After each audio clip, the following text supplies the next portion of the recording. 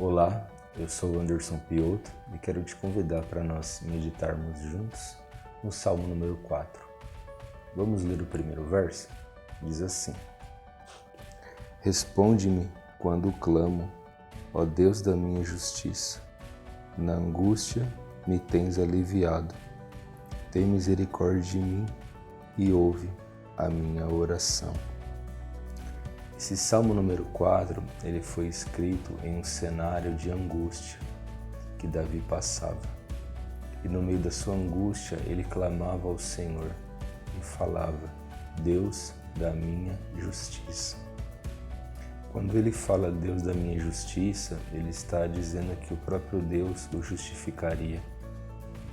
Isso está de acordo com a carta de Paulo aos Romanos, em um versículo que existe nessa carta, que diz assim: quem intentará acusação contra os escolhidos de Deus?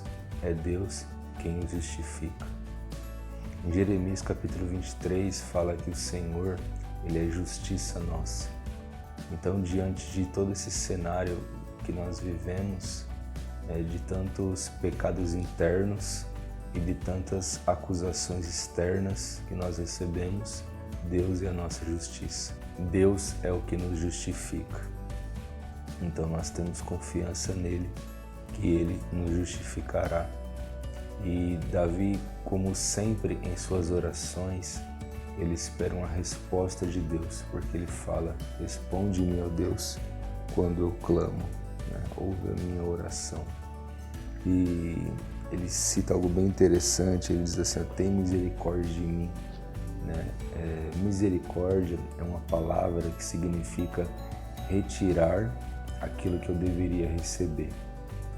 Ou seja, eu deveria receber algo, mas o Senhor vem e retira aquilo que eu merecia receber.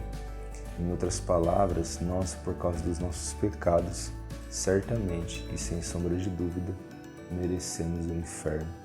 Mas nós podemos orar e dizer assim: Senhor, tenha misericórdia de mim, retira aquilo que eu mereço receber, retira a minha condenação, retira a minha perdição. No verso 2 diz assim: ó homens, até quando tornareis a minha glória em vexame ou em escândalo? E amareis a vaidade e buscareis a mentira? A Bíblia diz em Romanos capítulo 1 que os homens, conhecendo Deus, não o honraram como Deus, nem o adoraram como Deus, mas serviram a criatura no lugar do Criador. Hoje nós vemos um homem que idolatra a criação e rejeita o Criador. O que seria um ídolo? Um ídolo seria qualquer objeto que recebe adoração. E o que é idolatria? É prestar adoração a esses ídolos. Então nós vemos um cenário onde Deus deveria ser glorificado por causa do sol que ele faz brilhar sobre as nossas cabeças, por causa do nosso planeta suspenso no universo com todo o seu peso incrível, toda uma natureza equilibrada e extremamente criativa e complexa. Deus, merecendo toda a glória por causa disso, não é glorificado, mas o homem ele converte a glória de Deus em escândalo e em vexame. E além do sentido de idolatria, nós temos também a conduta humana, que não glorifica a Deus na sua esmagadora maioria. Ela não dá honras ao Senhor com a sua vida, mas vive uma vida na prática intensa do pecado, não adorando a Deus e não o honrando, mas amando a vaidade e a mentira. Quando fala de mentira, há uma ampla gama de mentira envolvido aqui nesse texto, E uma delas é a ilusão do próprio pecado, que nada mais é do que a transgressão da lei de Deus e que ilude o ser humano com certo prazer, mas não passa de um mentiroso naquilo que propõe ao homem. O pecado, ele propõe satisfação, mas na verdade ele causa ainda mais sede. O pecado, ele propõe saciedade, mas ele traz mais insaciedade ainda, porque o homem que vive no pecado, ele é insaciável, ele peca o tempo todo, o pecado não satisfaz. E mentira no sentido de falsos deuses, né? Porque o homem ele busca um Deus, mas que em muitos casos é uma própria escultura que ele mesmo esculpe e que não é um Deus verdadeiro. Tem olhos e não vê, tem boca e não fala, ouvidos e não ouve e mãos e não tocam. O único Deus verdadeiro é o Senhor. Qualquer que direciona a sua adoração a qualquer outro objeto está vivendo em uma adoração mentirosa, uma adoração falsa, né? Está amando a mentira, quando nós deveríamos amar a Deus, honrá-lo e adorá-lo. O verso 3 fala que o Senhor, porém, distingue para si o piedoso. O Senhor me ouve quando eu clamo por ele. Esse texto está em absoluta concordância com o Salmo número 1, que fala que o Senhor conhece o caminho do justo e o caminho do ímpio perecerá. Esse texto diz que Deus distingue para si aquele que é piedoso, o que significa que nem todos têm a mesma intimidade com Deus, nem todos têm a mesma aproximação com Deus. E esse texto traz o sentido do próprio comportamento de Deus em relação às pessoas. É uma ilusão dizer que Deus ele tem o mesmo comportamento com todas as pessoas, porque a palavra é clara em relação a isso, dizendo que Deus distingue para si aquele que é piedoso. O Senhor ouvirá o homem que o clamar. Deus não tem nenhuma obrigação de ouvir a oração de ninguém, mas ele diz o texto que escolhe ouvir a oração daquele que é piedoso. Então é importante nós pensarmos nesse sentido, do nosso relacionamento com Deus. Será que estamos sendo distinguidos de Deus? É interessante que a palavra fala que quando o diabo ele foi questionar a Deus, Deus já se antecipa e fala: observaste tu o meu servo Jó? Não há ninguém na terra temente a ele, tão íntegro e que se afaste do mal. Que o Senhor dê um bom testemunho acerca da nossa conduta cristã aqui nessa terra. E se há alguma boa conduta cristã, é pelo próprio poder de Deus e nunca pelo mérito humano. O verso 4 fala assim: irai-vos e não pequeis, consultai no travesseiro o coração e sossegai. Eu creio que esse texto ele traz a ideia do domínio de si próprio. Nós costumamos nos irar em algumas situações, nós precisamos nos dominar.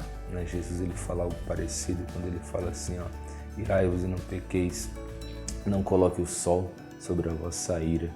E eu creio que o travesseiro, a hora de dormir, é um bom momento para deitarmos a nossa cabeça e refletirmos sobre as atitudes que nós tomamos ou simplesmente não tomamos. Será que essas atitudes que não tomei realmente não deveria ter tomado? Será que as atitudes que eu tomei deveria ter tomado? Então, refletir sobre muitas coisas na nossa vida. Refletir, eu creio que o homem que pensa e reflete e analisa, ele erra menos. Então, um bom lugar para reflexão. O verso 6, ele fala assim: há muitos que dizem: quem nos dará a conhecer o bem? Senhor, levanta sobre nós a luz do seu rosto. Hoje nós claramente podemos dizer isso, no mundo tão mau, cheio de tanta maldade, nós podemos perguntar: quem nos dará a conhecer o bem? Eu creio que somente Deus pode nos mostrar o bem verdadeiro, pois somente nele reside o bem, reside a paz que a humanidade precisa, a bondade que a humanidade precisa. Eu creio que nós não vamos achar no peito de nenhum homem essa bondade. E se houver, é porque emana de Deus. O texto ele continua dizendo, no próprio verso 6 ainda: Senhor, levanta sobre nós a luz do teu rosto. Ou seja, é um pedido que está conectado a uma pergunta. A pergunta é: quem nos levará a conhecer o bem? Aí ele fala: exalta sobre nós a luz do seu rosto. Ou seja, somente quando o teu rosto refletir na humanidade é que a humanidade conhecerá o bem. Não pode haver nenhum tipo de bondade sem conhecimento de Deus. Não pode haver nenhum tipo de bondade sem que Deus se revele à raça humana. E esse pedido, exalta sobre nós a luz do seu rosto, lembra daquele texto de Números, capítulo 23, da bênção sacerdotal, onde diz assim: o Senhor te abençoe e te guarde, o Senhor estenda o seu rosto sobre ti e tenha misericórdia de ti, o Senhor sobre ti levante o seu rosto e te dê a paz. Então, somente através desse refletir da glória de Deus, do conhecimento de Deus, é que nós podemos entender de fato o que é bondade, porque os nossos padrões, eles são padrões que não são 100% confiáveis, quando nós definimos aquilo que é bondade, mas nós precisamos conhecer o que de fato é bondade, e isso habita em Deus, isso habita totalmente nele, tudo que existe de bondade é porque ele emanou isso, do seu ser.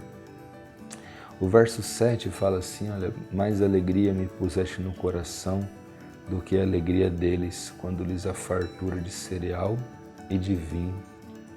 Davi está dizendo assim: olha, eles têm muita fartura, tem muito cereal, muito vinho, e eu sei que quando há grandes banquetes, há muita alegria, eles se alegram, mas tu puseste mais alegria no meu coração do que a alegria que eles têm quando eles têm cereal e vinho.